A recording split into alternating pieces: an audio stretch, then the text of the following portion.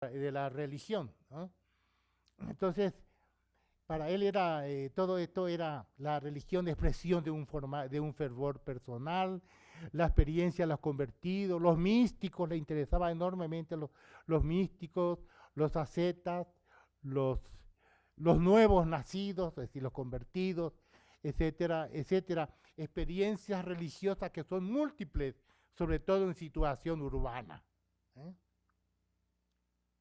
James se ubica en la corriente del pragmatismo, la única filosofía y una gran filosofía americana, como ustedes saben, ¿no? El pragmatismo.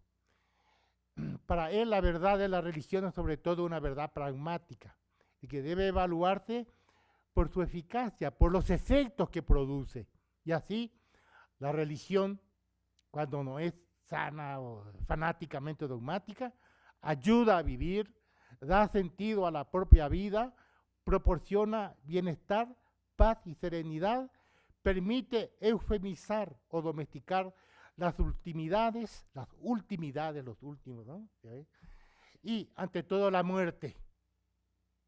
Esta es, ahí está la función, la visión pragmática a nivel individual, personal de la religión, ¿no? Y tenemos derecho a todo esto. ¿Quién nos puede negar el derecho a esto, no? Por lo tanto, el fervor religioso aporta, según William James, confortamiento moral, experiencia mística, modelos de conducta, terapia, tiene funciones de la religión.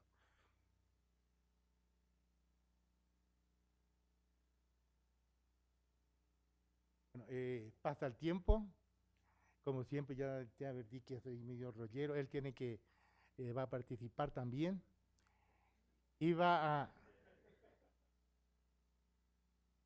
a presentar una versión particular. Acabo de decir que la religión tiene una verdad pragmática, que por eso sentimos que individualmente, que se justifica nuestra religión porque nosotros, porque nos comprometemos en la realidad, porque ayudamos a la comunidad, porque ayudamos al prójimo, etcétera, etcétera. Es decir, que lo que legitima nuestra religión, incluso a nuestros propios ojos, es nuestro compromiso real en la vida cotidiana, nuestro compromiso con los demás, etcétera, etcétera. Y no la infalibilidad del Papa. Es decir, que nadie se acuerda de la infalibilidad del Papa. Soy consecuente con mi fe, ayudo al prójimo, me rompo por ello. La Madre Teresa, ella. Eso es lo que justifica fundamentalmente la fe a nivel personal y no recurrir a un credo, ¿no? Ulrich Beck, de quien hablamos hace unos días, ¿no? Tiene un libro que se sitúa, es una versión particular de esta concepción pragmática de la religión en la segunda modernidad. Concepción pragmática de la religión en la segunda modernidad, que es la modernidad reflexiva.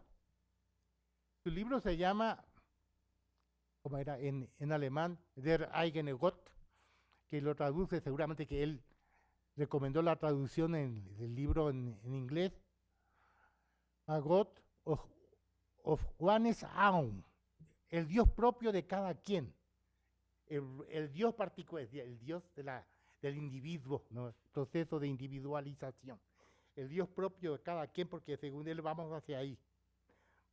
La individualización de la religión es el dato fundamental para él, ¿no? Y conste que en sus primeras obras B consideraba a la religión como esencialmente ajena a la segunda modernidad. Decía que era un anacronismo, fuente de solaz personal, etcétera, etcétera. Decía que para los creyentes el riesgo global no existe, porque se lo atribuye a Dios, a la trascendencia de Dios, ¿no? Y no solamente surge de las acciones humanas. Él decía que los que creen en Dios son ateos con respecto al riesgo global. Y atención, que sabe lo que dice, ¿eh? Cuidado. Un problema muy interesante que tenemos que conocer mucho mejor es la situación de los creyentes, de los, como diríamos, de los evangelistas, la religión evangélica en los Estados Unidos, que creen fervientemente en la segunda venida de Cristo, el Apocalipsis, Para ellos no existe tal riesgo. Y los que nosotros decimos que son riesgos, bienvenidos sea, porque según el Apocalipsis se acerca la segunda venida del Señor y el combate de Armagedón y la victoria final de los nuevos. Así que bienvenido sea. ¿Qué riesgo? Bueno, y como el 65% de los senadores y diputados, ¿cómo se llama? Pues, republicanos, son pentecostales, creen firmemente en la segunda venida de Cristo y no apoyan medidas, digamos así, para las medidas contra el cambio global. No apoyan, ¿por qué? Porque hay un cálculo implícito que se llama intertemporal. ¿Para qué voy a privarme ahora? Yo voy a vivir, qué sé yo, según las reglas ecológicas y bajar mi consumo, mi nivel de consumo, si sé que ya viene el Señor. ¿Se dan cuenta? Atención, que creen firmemente en eso. Los católicos no tienen generalmente una muy fuerte, el Apocalipsis no es el libro privilegiado de los católicos, pero para ellos sí. Y con tal motivo, por hacer un cálculo de costos y beneficios intertemporales, no apoyan las medidas contra el cambio climático.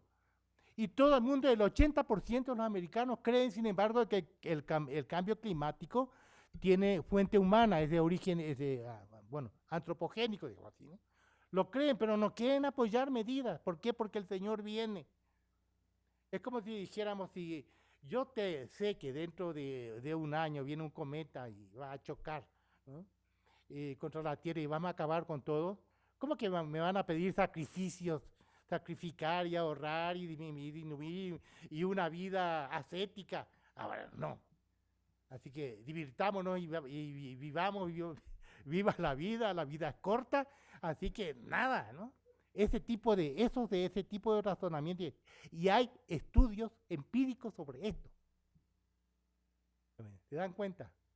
Así que, por eso dice él que los que creen en Dios son ateos con respecto al riesgo global. Está pensando en los evangélicos, la gran mayoría de la religión estadounidense, ¿no? Hay unos estudios pero fantásticos sobre esto. Está bien. Para que vean los efectos políticos y los efectos ecológicos de las creencias, ¿no? Bueno, pero en su libro, El Dios propio de uno mismo, cambia radicalmente su posición y considera la religión como un constituyente básico de la individualización reflexiva, un soporte vital para la moral cosmopolita y una visión igualmente cosmopolita necesaria en una época de riesgo global. Para él, estamos viviendo la desecularización de la modernidad. ¿Se acuerdan que para él la modernidad no ha acabado? Nada de posmodernidad ni 8/4, ¿no? La modernidad recién ahora está comenzando y tiene pleno éxito en la productividad de la producción económica, gracias a la técnica, etc. Hasta ahora recién está comenzando la modernidad. Pero por desgracia, tiene un efecto colateral que no se le puede separar, que es el riesgo global. Por ejemplo, el cambio climático. Esta es la segunda modernidad. Y en esta segunda modernidad ahora la religión tiene un papel fundamental. Así que ya no es, dice la secularización, pues esto fue una pausa.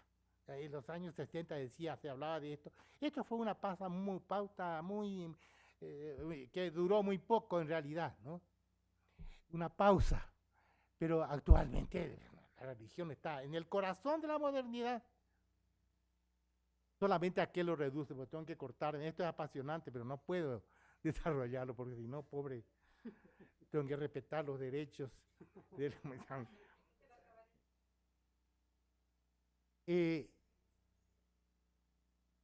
el gran problema es que, bienvenido su intento, este es para una conferencia muy amplia, o todo un curso, es muy interesante este libro de Beck, porque es un libro muy inteligente. Bienvenido su intento de reinsertar la religión de una manera orgánica en el corazón de la modernidad reflexiva.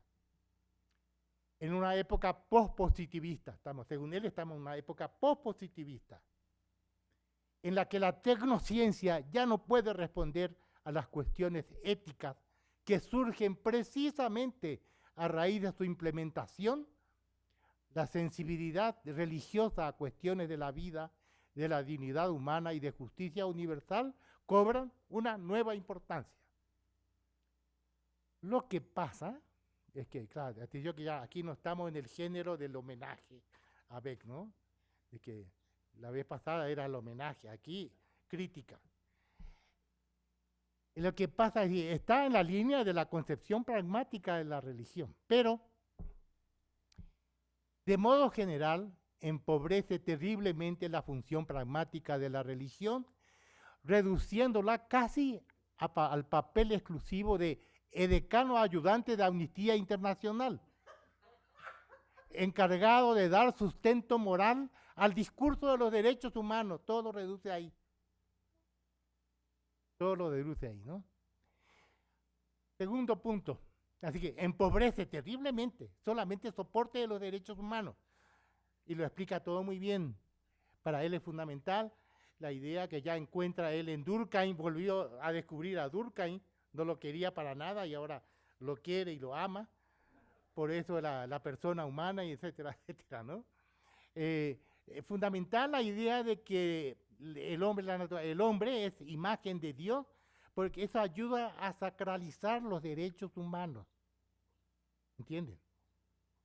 Y eso es fundamental en la sociedad moderna y es el corazón de lo que él llama el cosmopolitismo normativo, ¿no?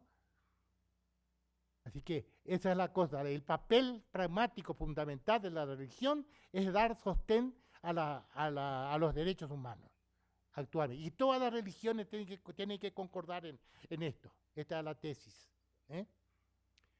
Segunda cuestión, son líneas de cuestionamiento que yo desarrollaría. No da cuenta de la dimensión subjetiva de la experiencia personal, para nada. La reflexividad de Beck sugiere una idea cerebral y exclusivamente cognitiva de la religiosidad. No tiene en cuenta los movimientos de piedad que se produce, por ejemplo, por la urbanización, la migración, la movilidad, etcétera, etcétera. Lo que llama la pietización de la vida cotidiana. Lo que decíamos, la dimensión afectiva es muy importante en la religión actualmente. Los movimientos carismáticos arrasan en América Latina y en el sudeste aquí ni hablar. ¿Y qué hacen los católicos con el movimiento ya carismático, ¿no? Y los movimientos pentecostales, etcétera, etcétera. Así que nos da cuenta de eso. Se trata entonces de una especie de religiosidad de la nariz para arriba. Desinstitucionalizada, defiende esto. La raíz, para él, la religión tiene dos caras, como el dios Jano. ¿No? Una cara que es tiende a generar la violencia y el dogmatismo en términos institucionales, porque la lógica de las instituciones es defender su identidad. Y se mata de risa de los ensayos de ecumenismo, etcétera, etcétera. Y está muy bien el ecumenismo, pero siempre que sea en torno al Vaticano, ¿verdad? Que vengan aquí a mí, pero yo no voy allá, etcétera, ¿no? Pero implícitamente, muy bien, celebramos, pero atención que mi fe es la verdadera fe, la verdad absoluta, ¿no? Se mata de risa, eso le llaman, ¿cómo que le llaman? Ecumenismo laica, etcétera, etcétera. Dice que es, en fin, puro teatro, ¿no? Que las instituciones no pueden ser ecuménicas realmente, porque sostienen que tienen la verdad absoluta en materia de religión. Mientras que las religiones individualizadas, no reconocen el derecho de los demás credos, en cuanto tales además. Esa es su tesis básica. Es la vieja teoría de la desinstitucionalización actual de la religión, que yo ya había conocido desde hace años en Alemania. Me acuerdo de un antropólogo, Riesman, ¿no? Riesman, Y fue el primero que habló de la desinstitucionalización de la religión. Bueno, por ahí va la cosa. Así que no tiene en cuenta la dimensión experiencial.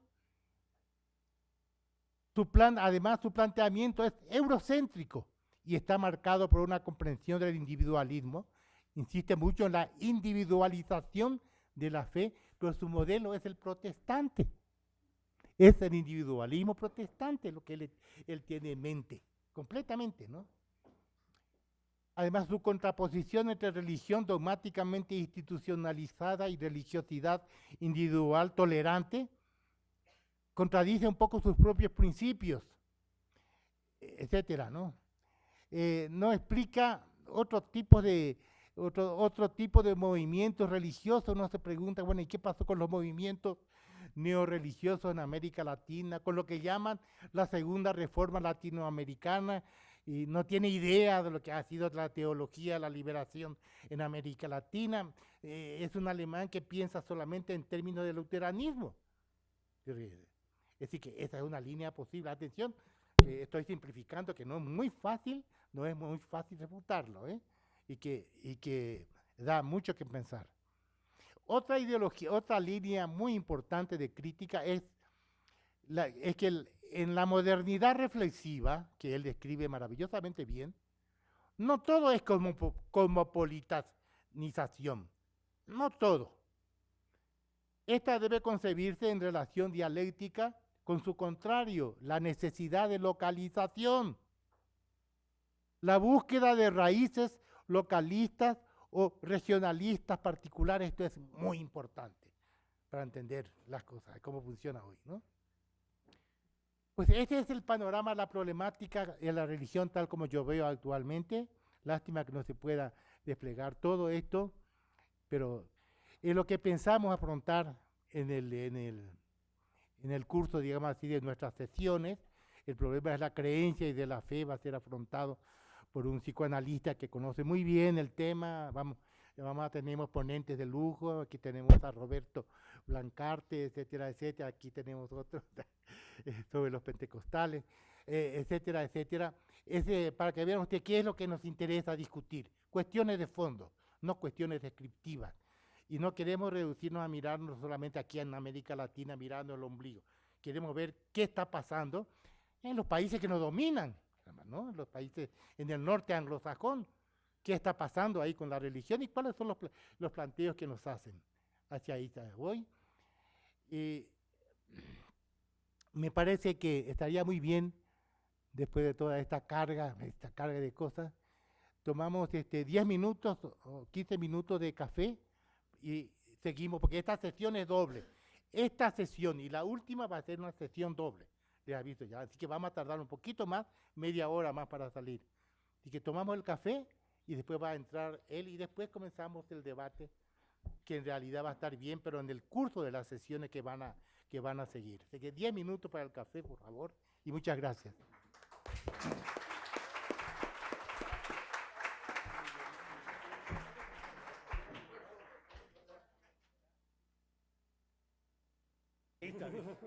Muy bien, ahora te toca. Vamos a retomar. Continuamos la sesión, Vamos a retomar la reflexión de esta mañana que Gilberto nos ha conducido. Primero yo quisiera agradecerle a Gilberto por haberme invitado a que este seminario que tiene... ¿Cuántos años tiene tu seminario, Gilberto? Tu 16 años. Primero que, como han visto, en los últimos 4 años, habrá sido 5, Gilberto ha estado dedicando los seminarios a temas particulares que los ha ido trabajando con distintos colegas, y los que han podido seguir han sido cosas tremendamente interesantes, ¿no? El anterior fue sobre ecología y la sociedad actual, el anterior sobre violencia, y en fin. Y entonces me parece muy afortunada la decisión y la invitación de Gilberto de que este seminario durante este año nos dediquemos al tema de la religión que está tan presente, tan importante, tan en el corazón de la vida colectiva mexicana y mundial, como la violencia, como la ecología, como los distintos temas que nos ocupan y de los que nos ocupamos. También quiero agradecerles a todos ustedes por venir desde este día, especialmente a Carlos Garma, Roberto Blancarte, que van a pasar por aquí, nos van a acompañar a algunos de los momentos de las distintas mesas, a Genaro, que ha venido desde Aguascalientes, y a todos los que han hecho un campito para poder venir aquí a compartir y hablar sobre lo religioso, aunque no tengamos oídos para la fe, como decía Weber, pero finalmente interés sí en ella. Entonces, y que podamos en el transcurso de este año ir discutiendo este tema que es tremendamente complejo, con aristas, con acentos, con cosas que nos van a llevar. Seguro que nos vamos a entretener cada vez que estemos aquí, a ver si al final hacemos una gran fiesta para festejar lo que implica haber estado discutiendo sobre la fe. Yo lo que quiero es que no los quiero cansar y no me quiero meter mucho en muchas cosas porque sé que es tarde y todos vamos a tener hambre, y además quisiera que tengamos un espacio para poder intercambiar. Entonces voy a tratar de ir a algunos puntos, espero que no me demore demasiado, pero lo que quería yo compartir con ustedes es un poco situar la reflexión. No es necesariamente la del seminario, porque en el seminario, bueno, cada quien le va a poner un acento particular dentro de la propuesta que hemos hecho a los colegas, pero sí lo que es, en todo caso, mi posición, tal vez más personal incluso, de lo que implica haber estado observando la cuestión religiosa en el último tiempo y por dónde creo que debería ir la cuestión de la observación de lo religioso. Y para eso quiero poner solamente 3 puntos sobre la mesa, o 3 temas, y que voy a tratar de desarrollarlos, les decía, espero no abusando de su paciencia. Primero, tratar de ver el problema de lo religioso en el contexto teórico general en el cual está metida la sociología en este momento, ¿sí? De pronto, el otro día un periodista me decía, sí, ¿qué pasa con la religión? Los periodistas se van directo al grano y al punto de lo que está pasando, ¿no? Y entre que uno empezaba ahí a tratar de responder con ese lenguaje mediático que nunca es fácil, o que nunca es fácil tener el intercambio finalmente terminaba hablando de cosas tremendamente globales, y que creo que es de donde tenemos que empezar a hablar. Varias cosas ya las ha dicho Gilberto, pero quisiera puntualizar simplemente algunos temas que creo que nos pueden ayudar a entender mejor el proceso religioso en una perspectiva global de en qué está la sociedad actual. Un segundo punto que voy a poner también solamente con unas cuantas citas o algunos elementos que nos ayuden, es algo que no es nuevo, pero creo que es importante, 2 pinceladas de la parte de la discusión de la sociología de la religión actual, ¿sí? Algunos puntos que ya los había dicho Gilberto en las citas que hacía, pero creo que es importante también acudir a 2 o 3 autores que también colaboran con esa reflexión. Y finalmente voy a tratar de poner lo que creo que sería, los lugares donde creo que sería importante ponerle atención en la cuestión religiosa en México, por lo menos a partir de donde estamos observando, a partir de mis observaciones tremendamente puntuales y parroquiales y antropológicas que hago aquí, digamos, en el Ajusco, mi comunidad de observación, digamos, aquí al lado de la UNAM. Entonces, lo primero, respecto de la cuestión teórica general, la conferencia del otro día sobre Beck creo que en verdad situó finalmente un poco la discusión, y bueno, Beck está entre unos 10, 15 autores que en el transcurso de los 90 empezaron a dibujar un cambio fundamental en la sociedad y decir que finalmente la cuestión de la sociedad contemporánea estaba yendo en múltiples direcciones, y cada uno le ponía un acento distinto a lo que estaba observando. Entonces, para Beck fue el tema del riesgo, para Castells fue el tema de la difusión de la información, para Turén fue el regreso del actor, en fin, 3.000 maneras de ver las cosas, pero que finalmente nos hablaban de algún tipo de movimiento, de alguna manera, de algo que se estaba moviendo, de algo que estaba acabando, de algo que estaban haciendo. Y yo, fiel a mi parroquia, voy a apoyarme sobre todo en la reflexión de mi maestro, de Guy Bajois, que además ha venido aquí, Gilberto le ha publicado varias cosas en la revista, y quisiera un poco partir de la tesis que es suya, que les digo tampoco es especialmente nueva, porque todos los sociólogos están más o menos diciendo lo mismo en ese periodo por lo menos, pero que era decir sobre lo que hablamos, sobre lo que llamamos ahorita crisis, decía Bajois, nuestras sociedades están en una profunda mutación cultural donde el motor es la intensificación de la competencia. Lo importante, digamos, de la idea de Bajois es que hay una profunda mutación cultural, la profunda mutación cultural. Y ahí hay dos cosas que él trata de definir. Les voy a leer, dice Bajois, los grandes cambios culturales en curso se explican por la pérdida de credibilidad del modelo industrial, del modelo cultural industrial y su sustitución gradual por otro nuevo, que puede llamarse el modelo cultural identitario, el cual apela al individuo como sujeto autónomo y que responde con respecto a sí mismo y como actor cívico y competitivo en sus relaciones con el mundo. Esa idea creo que es fundamental, no me voy a meter más, pero creo que está en verdad en el corazón de la discusión de la sociología contemporánea. Incluso autores un poquito marginales, el enfant terrible, que es el hijo terrible de la sociología francesa, que es Bourdieu, y que nunca quiso entrar a creer en el tema, a creerse el tema de la mutación, de la transformación o de la globalización. En la miseria del mundo dice, finalmente lo que estamos aquí es viviendo un momento en el cual la vida puede ser tremendamente intolerable e insoportable. Además dice, estamos viviendo en Francia de esta época, la Francia neoliberal, que ahí estaría completamente lejos de Beck, digamos, en la posición política, que es interesante. Estamos viviendo en la Francia de los 90, está igual que Argelia hace 40 años cuando él había estudiado. Bueno, para el caso,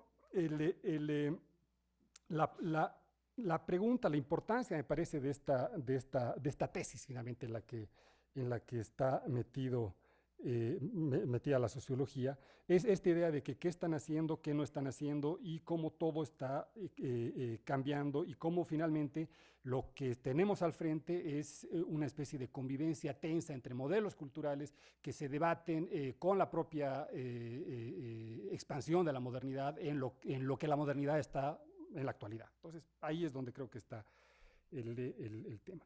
Bajois se pregunta, ¿cómo le hace toda esta gente, después de que estamos en eso, cómo le hace toda esta gente para dar sentido a su vida, para definir una manera de actuar frente a la incertidumbre y que tenga sentido para ellos? ¿Cómo los cambios tecnológicos, políticos, sociales y culturales generan incertidumbre en nuestras sociedades contemporáneas? ¿Y cuáles son las estrategias que permiten a las personas actuar con sentido en estas situaciones de incertidumbre? Entonces, ese creo que es uno de los puntos, uno de los temas. Hervieux-Lerget, digamos, aporta, si quieren, ¿no?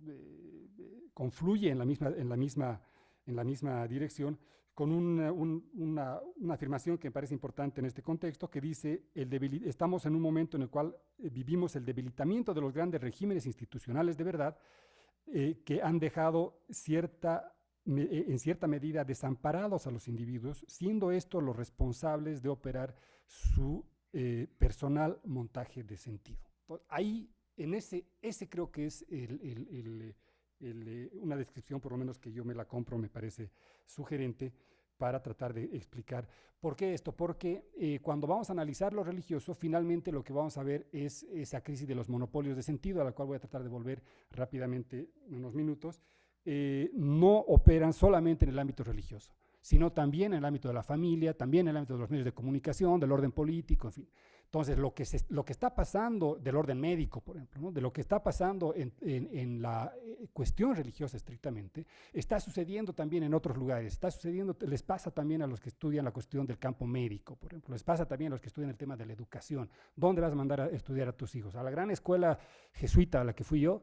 O religiosa, en fin, con toda la cosa, o a la escuela alternativa que aprenden alemán y aprenden a tejer y al final terminan, o sea, ¿cuál va a ser la opción? ¿O cuál va a ser la opción en la medicina? ¿Vas a mandar a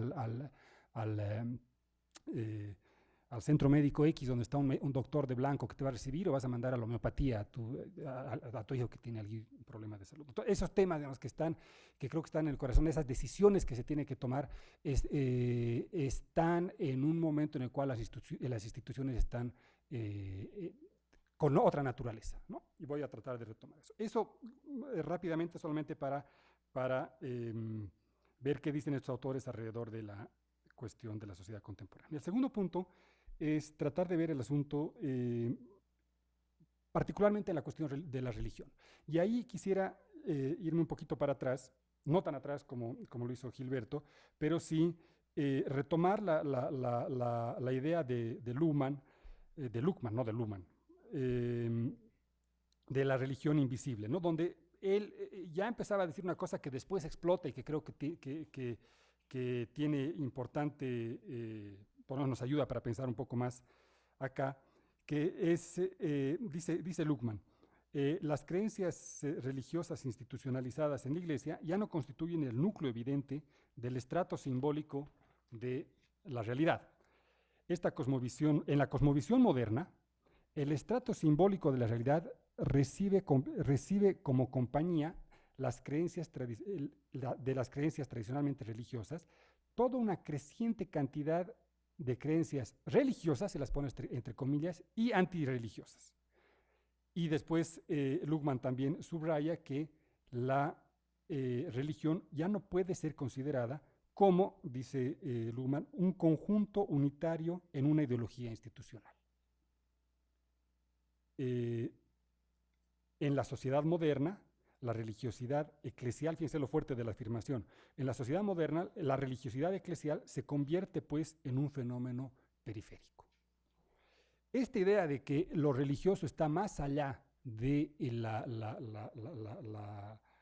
lo que se llamaba a sí mismo como religioso, tiene una continuidad y una serie de acentos de distintos autores de distintas escuelas. Yo quiero tomar un párrafo, les decía, de mi profesor también, de Jean-Pierre Yernaud, con Remy, cuando estaban trabajando esos temas ahí en los 70s, y ellos proponían la siguiente tesis. Decía, nuestra opción teórica indica que no podemos limitarnos a considerar como religioso lo que es promovido como tal por las organizaciones socialmente reconocidas como depositarias de un cuasi monopolio de la definición del universo religioso y de la difusión de los bienes religiosos. Por el contrario, nuestro análisis implica considerar que es posible, en ciertas condiciones, los simbólicos que se invertían anteriormente en formas oficialmente religiosas, ahora se inviertan en otro momento en otras formas. Esta observación es particularmente interesante, me parece, y tiene una pequeña historia que les voy a contar a pie de página, que es finalmente ellos, que eran un poco uno de los grandes polos de la sociología de la religión europea, estaban en ese momento haciendo una observación, en el núcleo de grupo del estudio de las religiones en Lovaina, estaban haciendo una observación sobre las formas religiosas en Bélgica, un país particularmente católico, y resulta que lo que empezaron a encontrar era que cuando uno preguntaba a alguien, ¿usted es católico? ¿Qué hace? ¿Va a misa? ¿No hace? Era tremendamente aburrido poco estimulante en términos intelectuales, porque no era ahí donde se jugaba la cuestión religiosa. Entonces ellos lo que hacen es un montón de entrevistas y donde las personas te empiezan a contar, te despachan con mucha rapidez ahí la pregunta de catequismo, usted sabe, ¿no?, dónde está Dios, en fin, las cuestiones más rápidas, y empiezan a hablarte de un montón de cosas que tienen que ver con su vida cotidiana, que bueno, finalmente la religión aquí no está en lo que tenemos que preguntar como lo que se definía como religioso, como ellos afirman, sino tratar de entender las dimensiones espaciales, la relación que hay entre lo psíquico y lo social y cómo yo estoy dando sentido ahí. Y a partir de eso tratan de crear un concepto discutible como todos los conceptos, pero que es interesante en términos de las estructuras de sentido, y finalmente cómo las estructuras de sentido son las que estarían en el corazón de lo religioso, pero también en el corazón de otro tipo de posiciones, actitudes, que podrían ser, por tanto podría ser un concepto, esa va a ser la discusión de ayer, no vamos a ver si le seguimos o no, pero que la idea de estructuras de sentido estaría más allá de lo que realmente es religioso, entonces sería un concepto más fundamental todavía que el problema de lo religioso. Habrá que ver si es cierto o no, pero en todo caso lo pongo ahí sobre la mesa de manera a pie de página. Finalmente, esta idea, digamos, de que lo religioso estaría más allá de lo que institucionalmente se dice como religioso, creo que de alguna manera Hervieux Lerger la retoma, arma su propia lectura en el texto clásico de Religión por Memoria del 93, donde les voy a leer un párrafo que finalmente termina de consolidar, me parece esa idea. Dice Hervieux Lerger: la modernidad ha destituido los sistemas tradicionales de la creencia, pero no ha podido evacuar la creencia. Se expresa en forma individualizada, subjetiva, dispersa, y a través de la multiplicidad de significaciones que los individuos elaboran en forma cada vez más independiente del control de las instituciones, y en particular de las instituciones religiosas. Esto que lo dice Hervieux Lerger en el 93 está también acompañada de toda una literatura europea que están mirando eso, desde Grace Davis, que está Creer sin pertenecer, hasta las creencias en Suiza de Campiche, en fin, una serie de autores que nutren, digamos, esa reflexión y que parte de la virtud, me parece, de Hervieux Lerger es que de alguna manera pone introduce, sintetiza y introduce su propia lectura de la modernidad como una modernidad religiosa. Un colega, alumno, no sé, de Hervieux Lerger, precisamente en esos años, también tenía un párrafo que me parece interesante en un artículo donde decía: esta amplia recomposición que juega simultáneamente sobre la identidad, la centralidad y la mediación, trae la idea de rearticulaciones de la creencia, o más precisamente de una crisis de la articulación entre la creencia individual y la creencia común. La crisis no es de la creencia, sino de creer en conjunto, lo que trae la pregunta central de la institución. Estos dos puntos que citas que les he traído, son del 93, o sea, hace 20 años, es poca cosa, y evidentemente la discusión contemporánea ha ido en múltiples direcciones que se las puede ir profundizando, ir poniendo los acentos, en fin. Van a haber distintas, esa fue un poco la discusión, me parece, de esos años, y ahora van a haber distintos acentos. Hay un matiz que me parece importante, que lo puso Zoulé, que es un profesor suizo, que vino aquí al instituto cuando hicimos un coloquio. De hecho, hemos publicado ese texto aquí en un libro, donde dijo: bueno, finalmente está bien, para todos estamos de acuerdo que hay una crisis del monopolio de la creencia y una crisis de las grandes entidades de sentido, pero la pregunta es: ¿en qué ha devenido, en qué se ha convertido las instituciones en la actualidad, y cómo es que están funcionando las instituciones? Y entonces lo que va a decir, y decía Zoulé, dice: finalmente, a ver, ¿la familia ha desaparecido o no ha desaparecido? Claro que no, ahí está, ¿no? Sin embargo, lo que ha pasado es que esta institución familia se la construye, y por lo tanto se negocia las reglas de la Constitución.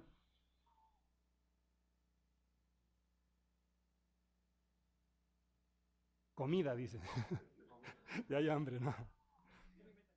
Ahí vamos.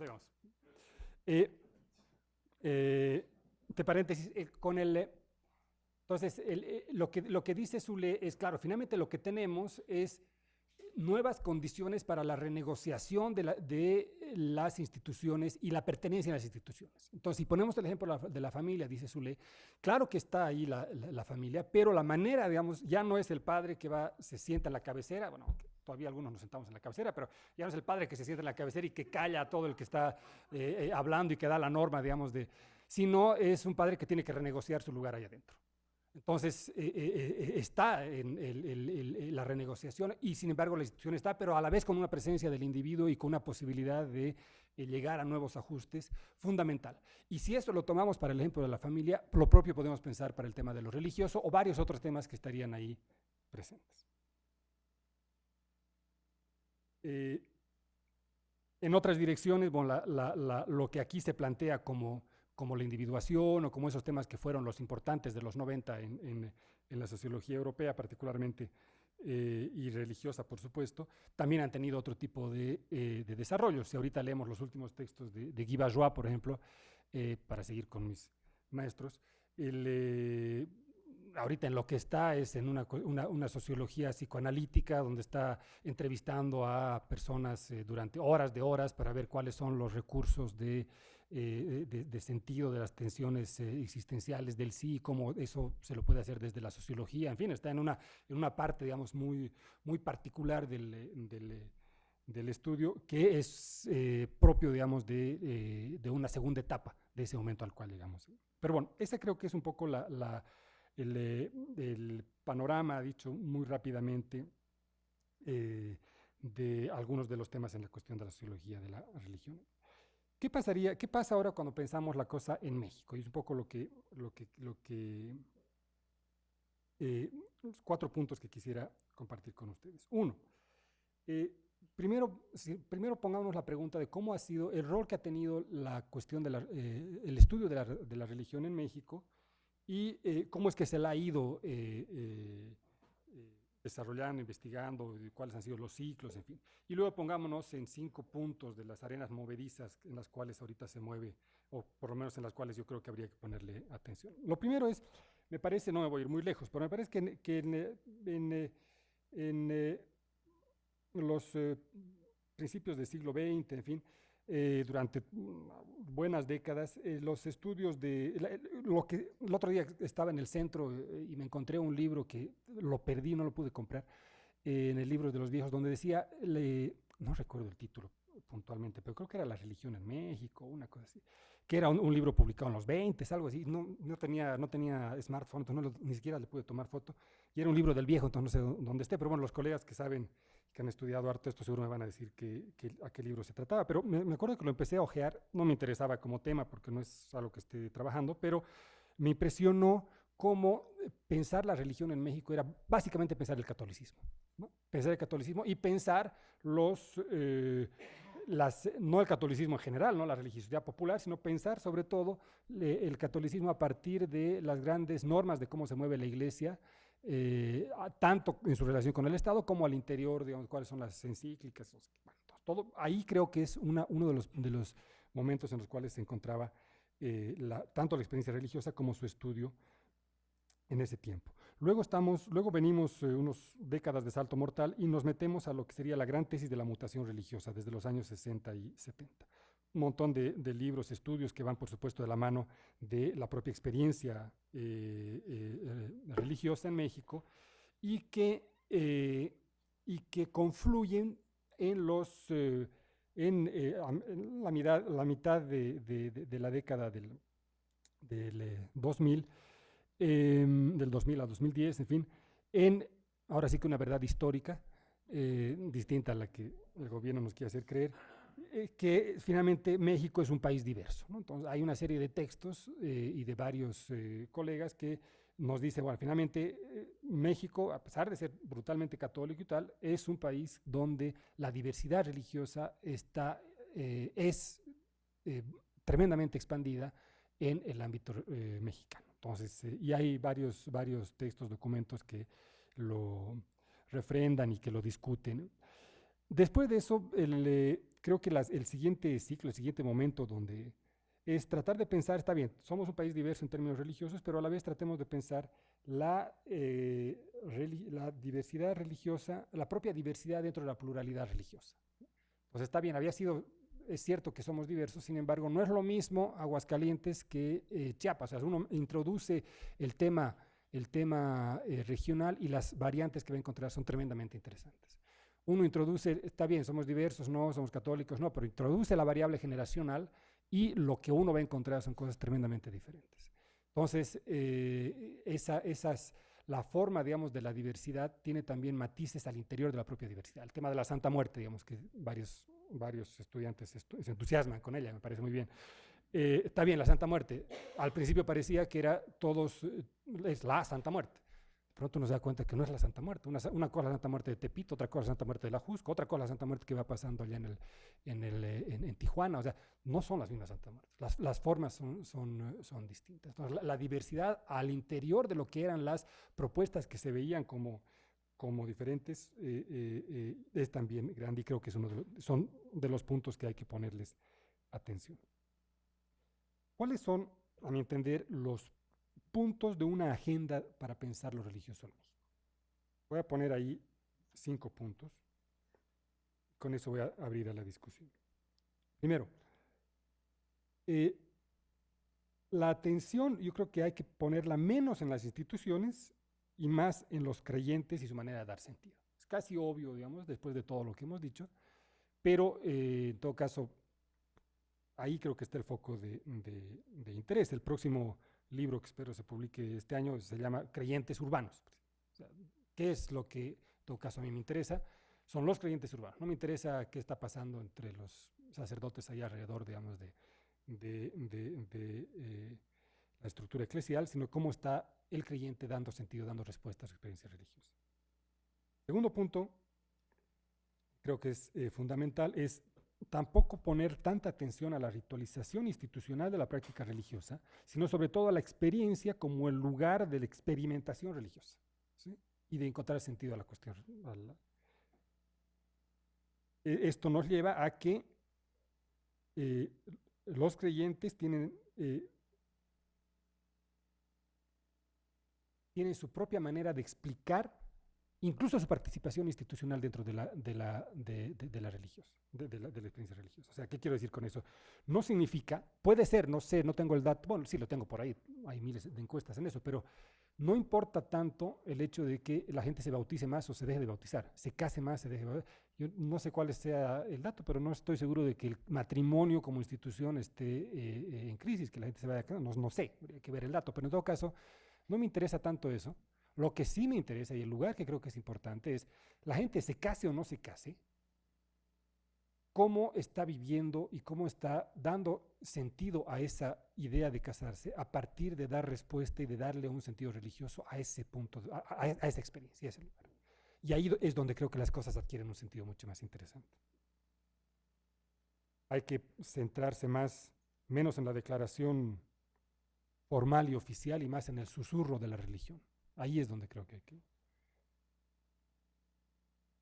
El tercer punto es, creo que hay que poner menos atención en los modelos puros de lo que creíamos que era la experiencia religiosa y más en los modelos intermedios, en los modelos borrosos, los modelos movedizos. ¿A qué me refiero? Les voy a poner un ejemplo.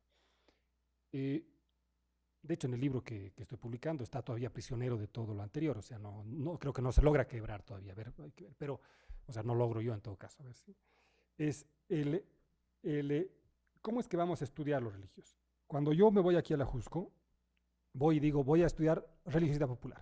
Me agarro a 4 tipos que hacen religiosidad popular, vienen para acá. Voy a estudiar a los católicos de izquierda. Teología de la liberación, muchísimo allá, perfecto. Me agarro a las comunidades eclesiales de base. Voy a estudiar a los babalaos y a los no sé qué, ¿no? A religiones emergentes. Voy a estudiar a la Santa Muerte. De pronto me encuentro con un personaje que es muy importante, muy interesante, una mujer que cae exactamente dentro de los parámetros de lo que yo estaba entendiendo, de lo que yo estaba buscando. Una mujer catequista de la parroquia, o sea, muy metida, catequista de niños, que ese día estaba recibiendo a la Virgen en su casa, entonces metidísima en la religiosidad popular, o sea, completamente adentro, y que había hecho toda la preparación de eso y que tenía 2 hijos, era casada, por supuesto, sus hijos los había bautizado, en fin. Cuando empiezo, tengo ahí el personaje que, de acuerdo a las variables tradicionales, era un personaje puro, porque una persona de religiosidad popular y muy metida en el mundo religioso de su institución. Perfecto. Empiezo a preguntar cosas y en cuanto llego, era justo el tema del aborto, le digo, oiga, ¿y usted qué piensa del aborto? No, el aborto depende de la mujer. ¿Cómo que depende de la mujer? El aborto, eso no es católico, eso no puede decir en su catecismo. En el catecismo tiene que decir el aborto está mal porque lo dice mal, que el Papa dice que está mal. Punto. Me dice, no, eso depende de la mujer, o sea, es feminista que ha venido por la UNAM. No, o sea, la cuata no tenía estudios, no, o sea, estaba en otra. Y sin embargo, se lanza con un rollo feminista que no lo ha tomado de las aulas universitarias, sino, no sé, de su experiencia de mamá, no sé, no tengo idea muy bien de dónde rastrear, de dónde realmente viene la idea, pero termina con un discurso tremendamente feminista, ella que es catequista y que está recibiendo a la Virgen ese día. Entonces, ahí es lo que tenemos precisamente, es una cuestión más intermedia y menos pura. En ese mismo sentido, como un cuarto punto, creo que hay que ponerle atención más en las bisagras que permiten la articulación de los modelos no puros y por tanto de los modelos intermedios, y preguntarse por cuáles son esas bisagras, más que en la gran tradición de dónde viene o cómo se presenta el modelo puro.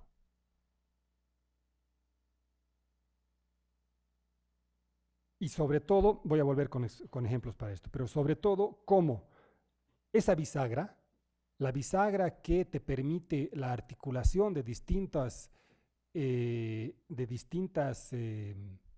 tradiciones, reposa en dos cosas. Primero, en el individuo, que es el que tiene que dar respuesta, y segundo, en la experiencia del individuo. Por eso lo que decía Gilberto es tan importante. O sea, y hay que retomar, hay que volver a leer a Duvet cuando tenía la sociología de la experiencia. Porque la experiencia es el cemento con el cual se pegan precisamente estos contenidos que vienen de distintos lados y que finalmente terminan presentándose de una determinada manera. Voy a poner un ejemplo.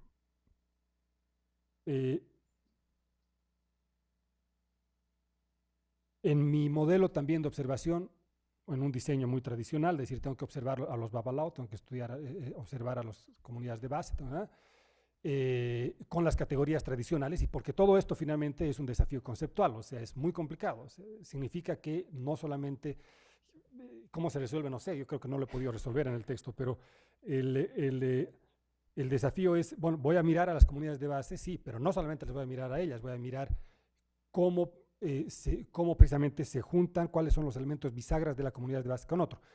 Pues les voy a poner el ejemplo a ver para que quede más claro. Resulta que me encuentro con dos ejemplos, dos experiencias en dos direcciones distintas. Una, me encuentro con un babalao muy importante, un cuate que hace santería en su casa, que ya tiene su consultorio, que se viste como se debe hacer, en fin, tiene todos sus elementos en su casa. Yo lo visito, viene de la tradición católica, pero igual está ahí, además había sido ingeniero del Poli, no sé qué, en fin, cuate que está ahí, que es el... Y resulta que en el momento en el que me va contando cuál es la idea de Dios que tiene, termina con la idea de que Dios es energía. Dios es energía y que lo que Él hace es la administración de las energías. Entonces, finalmente es un tema de que, bueno, está la energía por este lado, por el otro lado, y yo lo que hago con la gallina, con el cojo, es un equilibrio o una redistribución de las energías. Entonces, lo que, si me hubiera quedado en la primera entrada, me quedaba en lo que es básicamente una visión de cómo son cómo funciona la santería y qué son los santeros. Y de eso lo puedo leer, no necesito ir a entrevistar a nadie, hay mucha literatura, de eso lo sé, digamos. Eso está. Pero la parte de la energía no.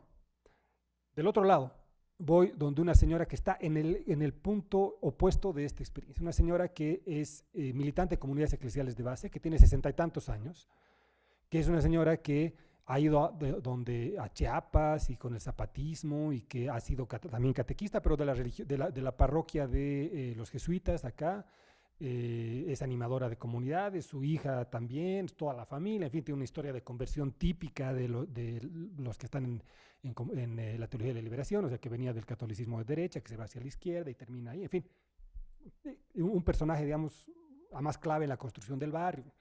Y ella resulta que es médico homeópata. Entonces, cuando y la medicina homeopática no es una cosa que él hace marginalmente fuera o sea, lo hace en el interior de los ámbitos eclesiales. Tiene la oficina de la homeopatía la tiene dentro de la iglesia. Y cuando le empiezo a preguntar qué onda con la homeopatía, hay todo un rollo que es así muy ideológico al principio de que decía que estaba muy cara y no sé qué, entonces teníamos que ver otro tipo de posibilidades y tal, pero termina diciendo es que finalmente somos energía y Dios es energía. Entonces, en el caso, digamos, tanto del Babalao como de la comunidad eclesial de base, los dos nos llevan a tener, a pensar la divinidad no a partir del Cristo guerrillero que podría ser de la teología de la liberación o de, no sé, del universo de la santería, del universo religioso de la santería, sino a una visión, a una idea de energía que estaría en la base de la experiencia de los dos. Y cómo los dos dan sentido, primero lo dan, por un lado, individualmente, también colectivamente, pero no individualmente, la palabra individualmente no es la más porque nos lleva a otra discusión, no es la más correcta, no es la más precisa para entender el proceso de individuación, son dos cosas distintas. O sea, la individualización es una cosa, ¿no? y la individuación como concepto sociológico es otra, ¿no? Hay que hacer la diferenciación, porque no nos podemos confundir, incluso llegar a cosas a lecturas más militantes, cuando no es exactamente ese el tema. Pero lo que quiero decir es, lo que me parece importante ahí es cómo es la experiencia personal de cada uno, a partir de su trayectoria y de las necesidades de respuesta de fe, y del contexto en el cual están metidos, por supuesto, que los lleva finalmente a una categoría que es la categoría de la energía como la base de la comprensión de la divinidad. ¿Sí? Y si hacemos un rastreo por ese tipo de categorías y tratamos de ver, ahí vamos a encontrar unos paralelos que creo que podrían ser tremendamente interesantes, estimulantes y que nos podrían llevar a distintos lugares. En términos teóricos, ¿qué significa eso? Yo creo que eso significa que tenemos que volver a revisar estos problemas de lo que está en el medio, ¿sí? De lo que está en el medio o de lo que funciona a la vez. Se le puede poner varios nombres, varias entradas. Desde Lonmitz el otro día hablaba de la coexistencia de tradiciones en determinadas experiencias. Esta idea que tiene mucho que dar del etos barroco de Bolívar Echavarría. O sea, habría que volver a rastrear. ¿Qué nos decía Bolívar Echavarría sobre esta idea, digamos, de Jean Remy, de las transacciones de sentido, etcétera, las afinidades electivas de Weber y de la relectura de Michael Lowy sobre ellas, o la idea de habitus clivé de Bourdieu. En todo caso, creo que ahí es donde se están jugando cosas y que habría que mirarlas con... Y para terminar, esto nos lleva también, creo, a un desafío también en términos metodológicos. O sea, ¿qué es y cómo es lo que vamos a poder observar, ver, cuál es el mejor mecanismo para poder meternos y para dar cuenta de lo que está pasando en la actualidad en el ámbito religioso? Como verán, es una reflexión tremendamente personal y pegada y completamente apegada a mi experiencia de observación, finalmente, que es desde ahí, desde donde hablamos todos. Y que bueno, espero que en el transcurso de las sesiones podamos ir teniendo más claro, ir leyendo y a ver lo que los colegas nos van a poder aportar, y bueno, ojalá que al final podamos hacer un texto conclusivo donde más o menos podamos meter todo lo que se ha dicho en la riqueza de este seminario. Eso es, yo creo que abrimos a el libro. No, es parte de eso. Entonces yo creo que abrimos a las preguntas, comentarios. Muy bien. Abrimos la sesión de comentarios y de preguntas. Tenemos bastante tiempo, sesión doble, hasta que terminen las preguntas.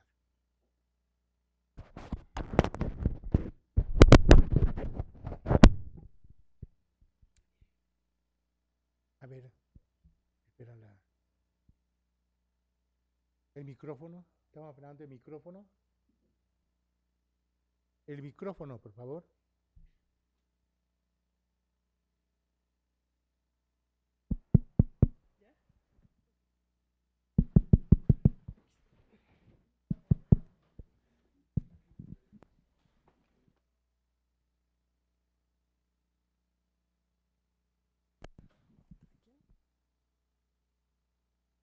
Aquí.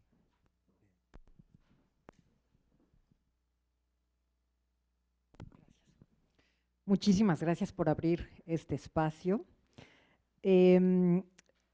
La primera es solo una duda respecto a algo que expuso el doctor Hugo José Suárez. Decía usted que los modelos intermedios reposan, digamos, no tanto en las tradiciones de donde vienen, sino en la experiencia y lo segundo se me fue, del individuo.